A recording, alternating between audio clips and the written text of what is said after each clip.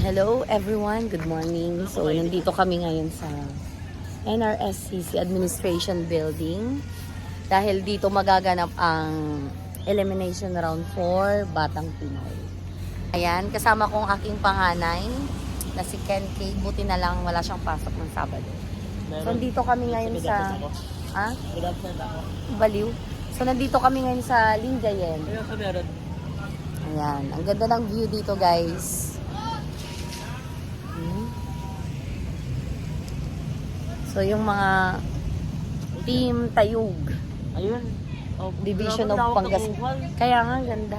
Doon tayo dun mamaya. So yan guys. Diba? First time pong makapasok dito sa area na to, dito sa Lingayen. So buti na lang talaga supportive mother, stage mother tayo guys. Kaya saka stage brother syempre. Stage brother. Yan, support aking anak na si Kyle. Yan. Pero mahihain talaga siya guys.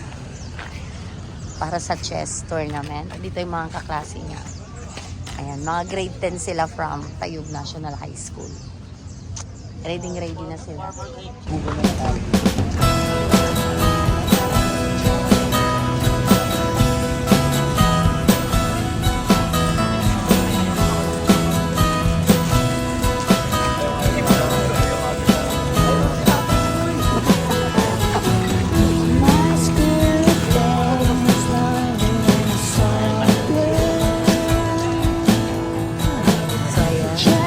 Requirements ng ating mga participants from Tayug National High School.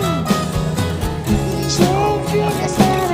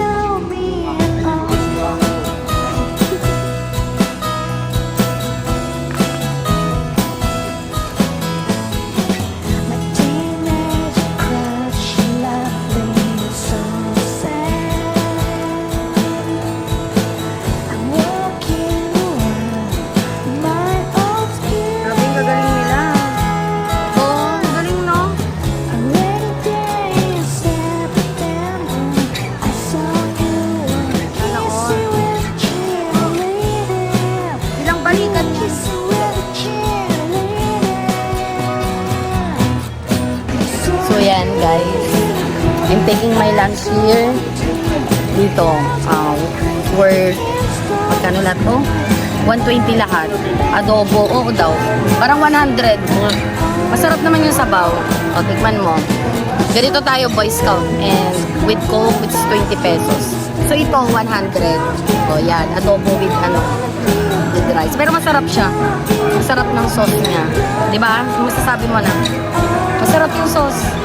So yan, nakakatuwa kasi first time kong makapanood ng ng swimming. Grabe, gagaling nila.